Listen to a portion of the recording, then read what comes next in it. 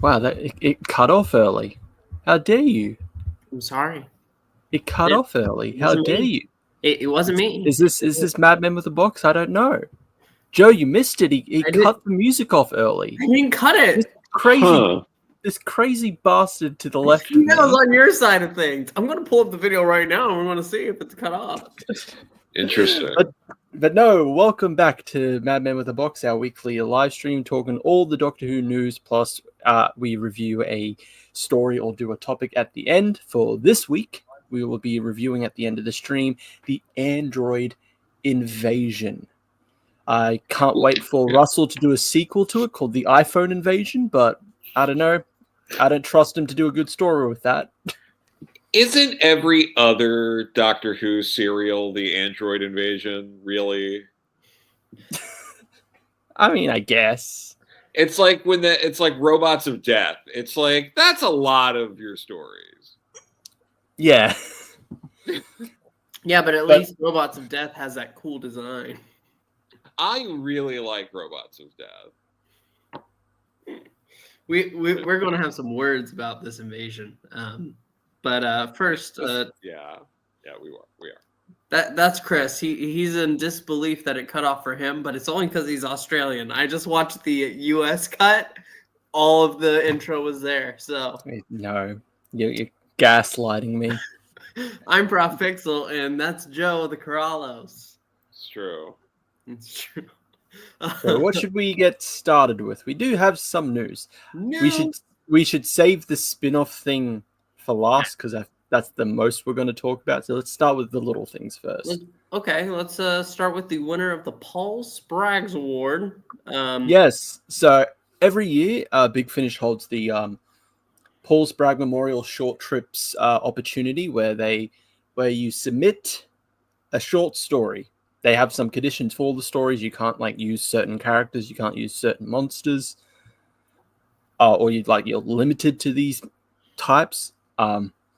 So for this year, the winner is Patrick Ross with War Stories, which would be a short trip performed by Alan Cox with the 12th Doctor and Bill. There's a big thing about this one, though. When they announced this one, this was a big deal because this was the first time for this competition that the Daleks were allowed to be used. So, I didn't know that. Yeah, I thought they were still limited because I know it's like you can't use Daleks. You can't use Daleks. You can't use iconic villains. Yes, so it has to be semi-original, but in the world of Doctor Who. Not this year. This year you could use the Daleks. And the theme of this year was Time War. So, given that the title is War Story... Okay, that makes more sense now, because how can you do the Time War without the Daleks? Unless you're doing unless you're doing a perspective of other species experiencing the Time War. Yeah. Because I'm always reminded of when the Sontaran said, we couldn't compete in it. We couldn't be in it. The biggest battle in history, and we couldn't fight in it. Or even back to series 1, the Gelth, they lost their bodies because of the Time War. Yep. So there's a lot of interesting perspectives that you can do with the Time War. I was very curious about how they were going to go ahead and handle it. And this story does seem interesting. I love Bill and 12. Favorite, one of my favorite TARDIS teams. So I'm very interested in listening. Yeah, I'm reading the synopsis for it. The Intergalactic Fringe Festival spans a whole planet. Its programs offers millions of shows, so the Doctor and Bill can choose anything from anti-gravity acrobats to the quantum cabaret. The Doctor is alarmed when he attends a play about the Time War, and it's not just that it tells his personal history, its performance could unravel the universe. I wonder if the Daleks will come into it at all.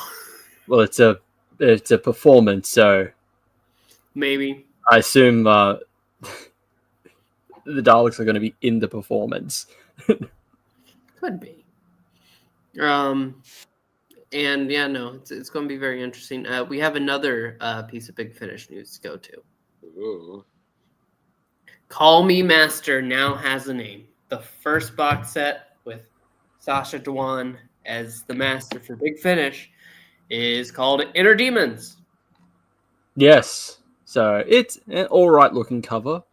It's Sure. It's fine. It's an all right looking cover, but we do have the synopsises of each story and the writers for them. So there's Self Help by Robert Valentine, The Clockwork Swan by Georgia Cook, and The Good Life by Una McCormack. So they got some pretty solid writers on this box set. I do find funny in that reply where it's like where Sasha's master fits into the timeline is a deliberate mystery. And I'm like, Big Finish, you kind of gave an explanation to this. You did this in the Missy box set. It's very clear he's supposed to be after Missy. He may not be the direct one after Missy, but he's after Missy. And then there's also a book where the Spy Master reflects on Missy trying to be good. Like, reflects on, like, oh yeah, I used to be Missy. Not like, oh, I found out in the future that one of my incarnations becomes good. So it's like, it's not really a mystery about where he fits in the timeline, because Big Finish, you yourselves gave one explanation. You don't have to remind him about that. Nobody else remembers. That's true. But something I'm a bit worried about with this is that even in that reply there, in the context of starting a fresh series with him as our anti-hero, I'm not particularly sold on that idea of this master being an anti-hero. Because from what we've seen in the series, he's embraced being a villain again. Fully embraced. So unless the thing is, they're going to do the whole, this is the early days. So maybe a little bit of Missy's influence is still there. But then something, because the story is called Inner Demons. So I'm guessing that's what they're going to do. Will it just be for this box set? I don't know. Big Finish loves to just drag out stuff across multiple box sets. So who knows? But I'm hoping they're not going to just stick with him as the anti-hero. Yeah, that's not his master. No. I'm hoping that they'll just they might entertain that for this box set, but towards the end they should go ahead and let him just be as full. It's two box sets, so is it only two that's confirmed? Yes, this and another one. So 50% Connor in the chat. See you next week, Chrissy. Yes, I shall see you and everyone else next week when I go to see Sylvester. That'll be exciting. That'll be interesting. Cool. But yes, finally, these two box sets, the Call Me Master and the Fugitive Doctor ones. Who would have thunk? Who would have thought that we'd actually get details on them? And listen, they're coming out early next year, so we finally needed some. So yeah, better. Took forever. Thank God, finally. But yeah, that's our Big Finish news. We have some news about the Christmas special. Recently, Stephen Moffat, he went ahead and was talking about the Christmas special. He says that he was pretty much. I'm pausing this because I don't want to get in trouble. RTD said, listen, I don't have time to finish this Christmas episode. I want to get straight into season 2. Would you be willing to do a Christmas story for me? And Moffat was like, yes, of course. Absolutely. And the little bit that he's given is saying that what would a hotel chain do if they got a hold of time travel? Well, they would sell all their unsold nights in history. And that's what we know now. From the teaser trailer, we know what takes place in a hotel. We see the Silurian there, and we know that. Crap, what's her name? Joy. Joy is the character's name. I'm trying to remember. Nicola. It's Nicola Coolin? Something like that. I think it is, yeah. From Valley Girls? You mean Dairy Girls? I mean Dairy Girls, my bad. Yeah, Nicola Coolin. Or Coughlin. Coughlin. Yes. She plays Joy, she plays the main character for this Christmas special, yes. And we've only had that teaser and then this. Can I have some more details, please, Russell? No. Can we have a trailer? It's literally next month. It's literally a little over a month away. I don't care. He's being very slack. Just a little bit more. If he wants to be he wants to be producer brain businessman. I need stuff every week. Every week. Listen, we were saying that we were getting too much for a little while. Now we're getting nothing. Yeah, now again, nothing. It's always that we can't get an in between. It's never every other week we get something. It's either we're starving or we're over full. I don't know. Maybe it'll pick up once all of the 50 million spin-offs he wants to do come out. There's only one confirmed spin-off. Yeah, but he wants to do more, so... Speaking of spin-offs, that does take us to our last piece of news for the evening. Yeah, so for the spin-off, we're all very excited to watch. The War Between the Land and the Sea, which will feature the Sea Devils. Apparently... We've seen them before. Apparently, we've gotten some, photos of the filming of this fish person, and it's rumored to be that is the new Sea Devil design. Honestly, it looks like if the Sea Devils and the Silurians had a baby. The modern Silurians you say that has happened in the expanded universe before, and it is literally just like the classic Silurian design, melded with the classic Sea Devil design. But yeah, apparently it's rumored this is what the new Sea Devil design is. I'm hoping it's not, because it doesn't look bad. It looks bad for the Sea Devils because it looks nothing like it. Yeah. But it also looks generic. Mm-hmm. I made a joke about this. I said, Mom, can we have Abe Sapien? We have Abe Sapien at home. Abe Sapien at home. Yes. It looks so generic. But some people have been theorizing maybe this is not the Sea Devils. Maybe it's an other aquatic race from Doctor Who. And that is the fish people, the Atlantean fish people. Because for the animated reconstruction of the Underwater Menace, they redesigned them. So that's the classic design, and this is the new design in the animations. And it looks remarkably similar. Yeah. But then again, when people go for fish designs, they always look very similar to this.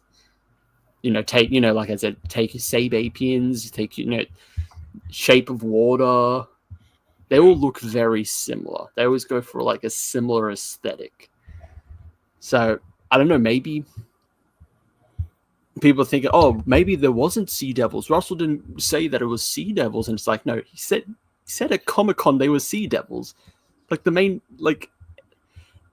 returning monsters are the Sea Devils. So I don't know, maybe the Sea Devils are teaming up with the weird singing fish people from the Underwater Menace. I don't know. That's quite a deep cut. Yeah, I also doubt this is going to be as hot as Shape of Water, Well, the rumor is the rumor is that Joe, we swim in similar circles. You've met Dalton before, right? Yeah. He loves that movie.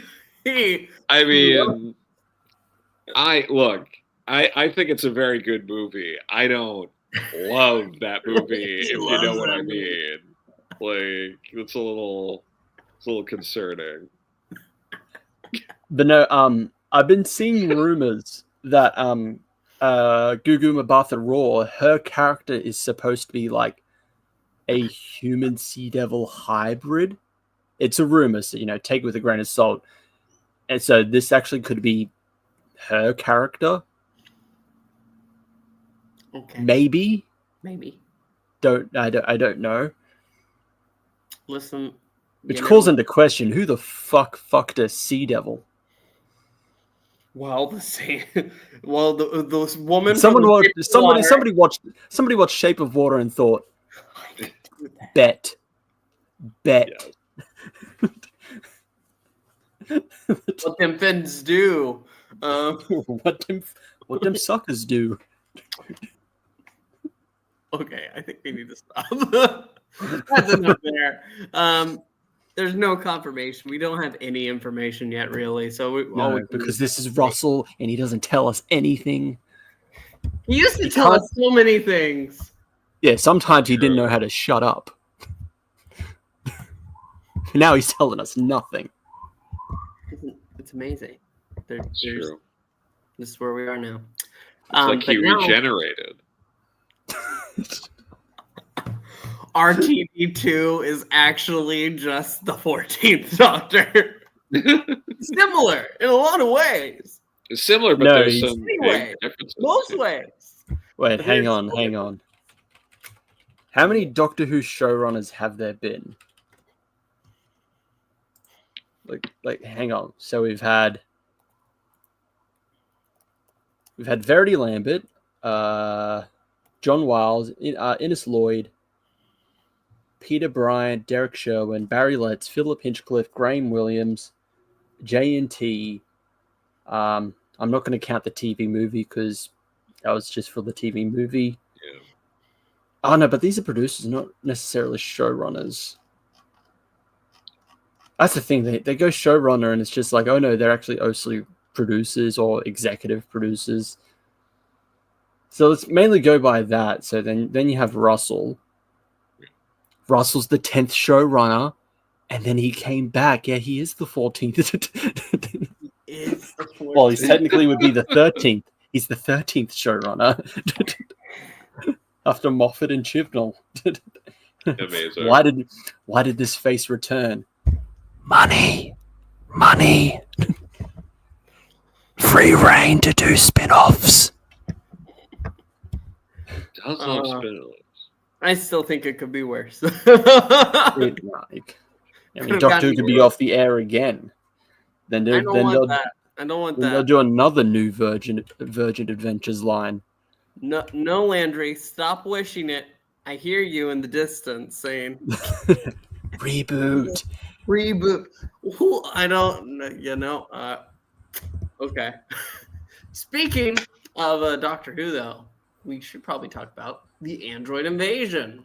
Yes. So, we rolled the metaphorical dice, or sometimes actual physical dice. You pointed at it. I think we did choose it. We did choose this when we were talking with Landry, because it's just like season 13. We've only reviewed Pyramids of Mars and the Seeds of Doom.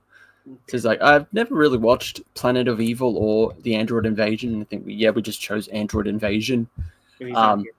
Or to be fair, I haven't watched Terror of the Zygons either. Looks like I can't, because they took the rights. The BBC lost the rights to them, so who knows if we're going to see them ever again. So weird. It's still a movie, so I can watch it. But we landed on the Android Invasion. So, the Android Invasion, which is the 4th serial of season 13, it is the final regular unit-based story, and is the final appearances of John Benton and Harry Sullivan. This was written by Terry Nation. I actually did not know that. That's actually surprising. This was written by Terry Nation, directed by Barry Letts, and produced by Philip Hinchcliffe. It premiered on the 22nd of November and ended on the 13th of December, 1975. Joe, your thoughts? What do you think of the android invasion? Well, the android invasion is the space Doctor Who occupies in between Pyramids of Mars and Brain of Morbius. Two of not only the best Doctor Who stories that season, but like maybe in the Hinecliffe era. I actually did not think of that. That is so unfortunate for that story that it is in between those two stories. I think they probably were thinking, it's Terry Nation, don't worry. Yeah, and like this is in that context, it makes it even worse. Like, because this story is here's the problem. It's fine, but it's during a high point in Doctor Who, during one of the absolute most celebrated runs, like the Hinecliffe era, especially, you got Tom Baker, Sarah Jane together. That is like the stereotypical what people think of when they think of Doctor Who. It's right there. It's in between these great stories. Like you said, Terry Nation. Last appearances we get of two pivotal unit characters. So the fact that it's so aggressively mediocre and all of that like makes it worse, because there are some genuinely cool moments. I still really like the visual of the cliffhanger for the end of the second part where Sarah Jane tumbles over and it's the head and the faceplate falls off. Like, that is still really cool. There's a handful of other moments. The alien race in this fucking blows. They suck so hard. And their costumes suck. They look terrible. Like, they exemplify the worst of the, like, it's just a guy in like a rubber monster outfit. Like, the way, like, the mask is like too big and you see the eyes and it's like wobbling as he's talking. It looks like a melted mask that they just like, alien? Alien! Yeah. Like, genuinely terrible. The bit where the guy didn't realize he didn't need to wear the eye patch until the like end of the fourth episode. How stupid is this guy? That was so. Did he not check? He never took it off.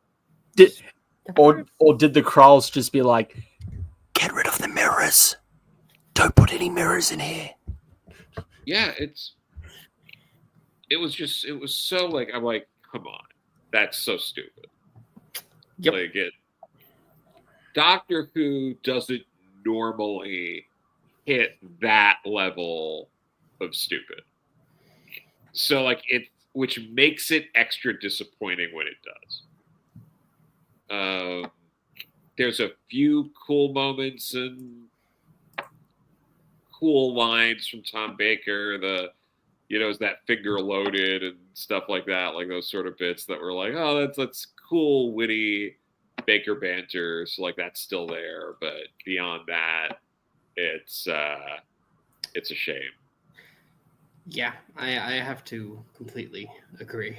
Listen, I was disappointed because when we had discussed this episode, I had confused it with Robots of Death. And I was like, oh man, I can't wait to see those back. Because I really like that one. That's a cool one.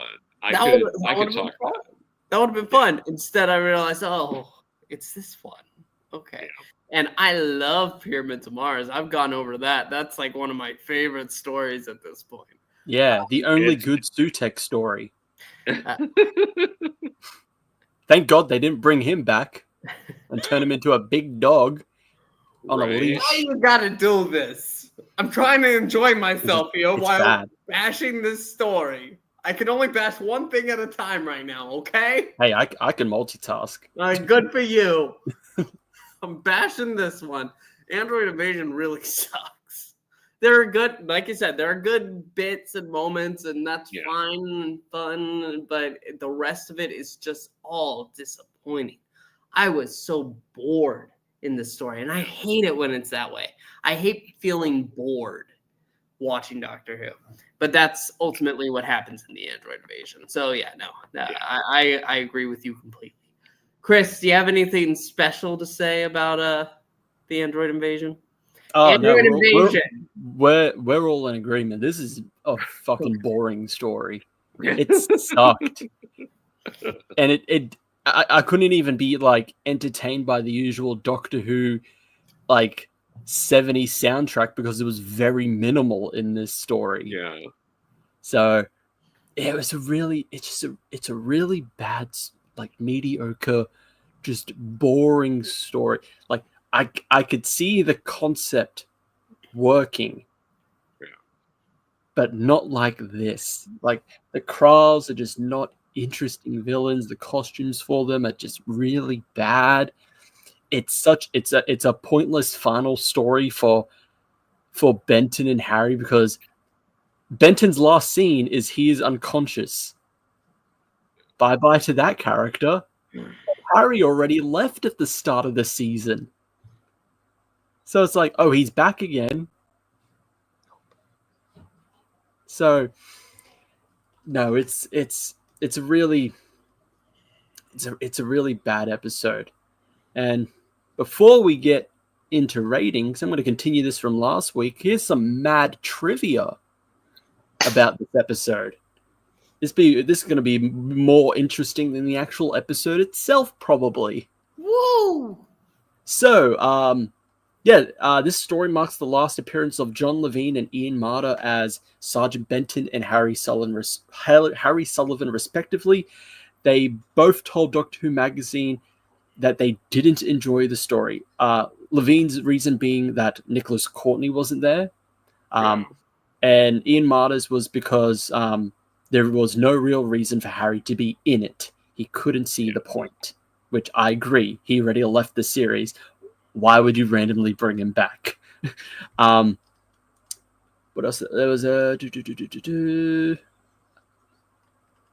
There was one here about... Philip Hinchcliffe later admitted that the demise of UNIT was handled badly. He was also unimpressed by the delivery of the Krall's lines behind the masks. And Terry Nation added that he felt the story was a nice idea with an intriguing mystery, but didn't feel the end product quite fulfilled his vision. It wasn't a good story to begin with, Terry, so I don't think the production did it justice regardless. But you know somebody who did like this story? Barry Letts liked the script, made it look pretty, and was pleased that Terry Nation had come up with something different. He also liked the Kralls and wondered why they never made a reappearance. Because they're fucking boring, Barry. They were boring, badly designed villains. That's why they never came back. They did come back in audio form, though. It wasn't until 2011 for, I believe it was Tom Baker's first series in Big Finish, they came back for the 2-part finale. The first one being the Poseidon adventure. And then the most recent one was Doctor of War. I think it's the same Krall in this story in Doctor of War, Stigron. And that's pretty much it, aside from the fact that Elizabeth Sladen was only credited as Sarah for part 1. Like in Radio Times. Not even just Sarah Jane Smith, she's just Sarah. It's like, you know who it is. Also, when Tom Baker did the stunt where he submerged himself in water, he accidentally drank some of it and had to get his stomach pumped. Hence why he sounds different in this story. You know, I think in some of them his voice is a bit harsher. Yeah. That's why, because he said he was before he got his stomach pumped. He said he had like a sore throat. That is why. So yeah, that's really it for mad trivia of the Android Invasion. Did So, you mention that Tom Baker and Elizabeth Sladen notoriously rewrote most of the script? oh yeah, they ad-libbed a They lot of the hated lines because they hated the script. They Hated ad-libbed a lot of stuff in this because they just did not like it. So it's just so funny that like everyone but Barry Letts hated this. Yeah, you can really tell, and like a lot of it just felt lazy. Like it, Doctor Who, I think always excels when it feels like it's being like a little ahead of the curve. And this story felt so heavily referential to other sci-fi stories. Like this is they do the Invasion of the Body Snatchers bit, like right from the original movie with, you know, the pods and the people coming out of it. You know, it was just a weird approach. Funny you mentioned that. The story was influenced by the film Invasion of the Body Snatchers. Yes, like yeah. But let's get into ratings. Joe, what would you rate the Android Invasion? Give us your number. I feel like average and then weighed down by all these other points, and like honestly it was boring, and while it's not like too offensive, it's still Disappointing. yeah, I give it a 4. Like, yeah. I'm going to agree. You know, I 4 might seem a little bit cruel to some people, but you know, talking about it just made me dislike it even more. So 4. Well, I guess we're all in agreement again. I'm also going to give it a 4. It's a below average story. It's boring. It's lackluster. Kralls are just not interesting as villains, or they have a really bad design. So all 4s. Yep. 4, 4, 4. I was going to say all jackpot, but no, that's 7s for like slot machines. But that's our show. Which the story isn't. The story is not a jackpot. Jackpot.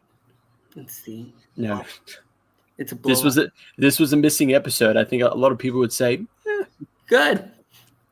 Stay lost. Stay that way. It's crazy how like there's still so many key stories that are still lost, but like what was the stupid musical? What was it, the Gunfighters or the Gunslingers? Which one was that? No, like it's awful. It is so bad, but we have that in its entirety, thankfully. You know, we'll talk about that when we get to it. Till then, we never will, because it's missing. Pixel. No, the Gunfighters. Is it? We have it.